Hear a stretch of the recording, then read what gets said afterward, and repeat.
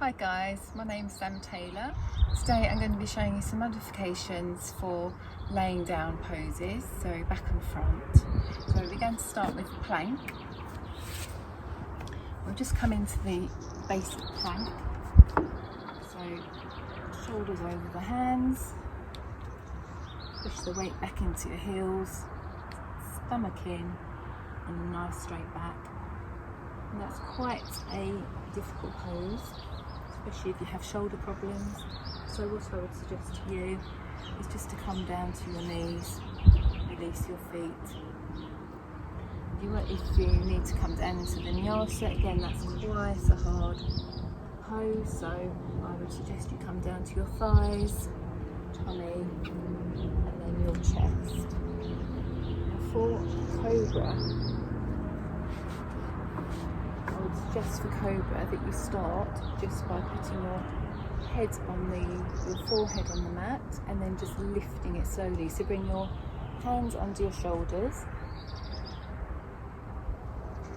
and then just practice lifting your forehead up and down like this. You can eventually bring your hands up as well.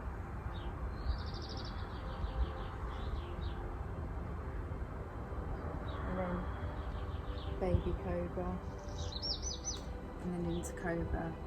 That's quite a big back bend, and if you have any back problems at all, then just don't do these.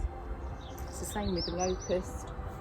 I would first practice just lifting your arms, or one arm at a time, one leg at a time, and then eventually just your legs, or just your arms, and then eventually you can get to both.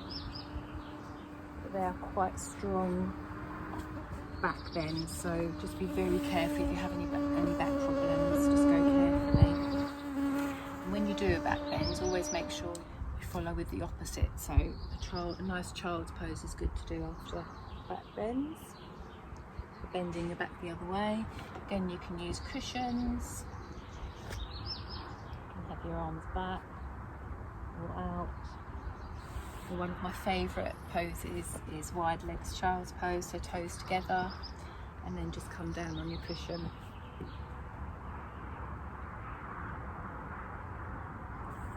And you could literally stay in that pose all day long. It's lovely. Now, I just want to go over the twists again, or even the lunges. So if you've got a low lunge, again, always make sure your foot is over your toe. You can use your blocks here. I see some of the ladies that do this, and their hands touch the ground. I don't know how they do it. They have really, really long arms. So your blocks are quite useful here to use. Now for the twists, again, you only want to be twisting the top half of our body. So if you take an inhale and twist, you can only get your elbow to your knee like that, that's absolutely fine. You can maybe turn your head a little bit more, just until it's comfortable, and eventually you can maybe do the whole twist. But just start really easily.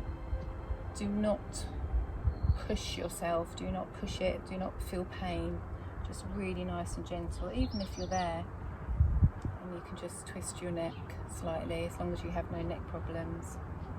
So just start really nice and easy.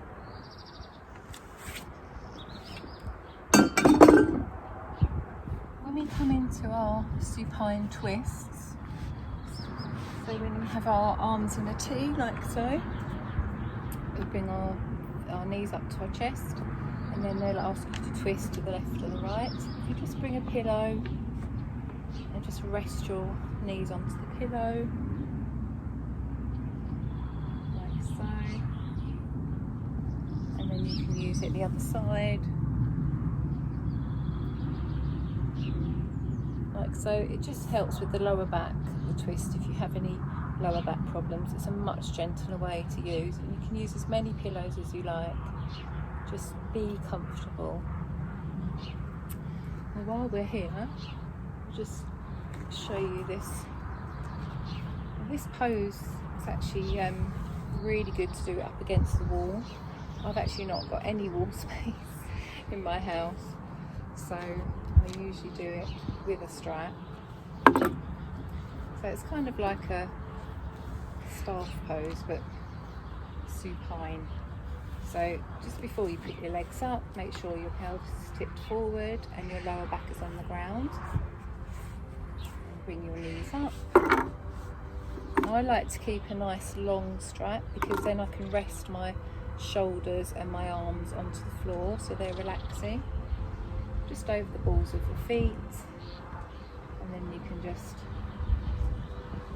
bring your feet in. You can come up with your arms. Just make sure your shoulders are rested on the ground, and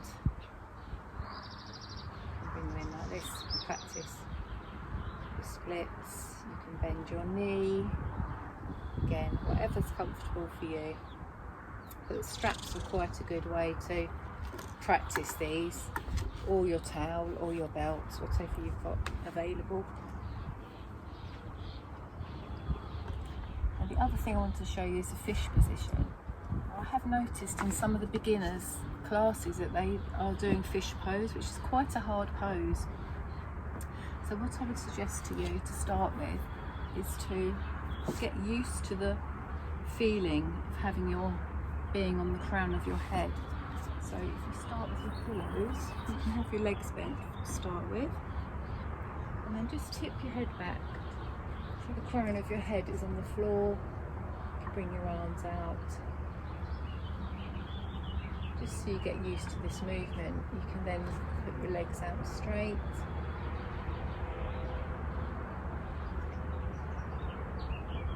And you can even bring your elbows into it. So you can come up on your elbows and then tip your head, but you've got the cushions there supporting you. And then just bring your head up with your other hand. It's quite a difficult pose, that one, so using the cushions at first is just a really good way to start with.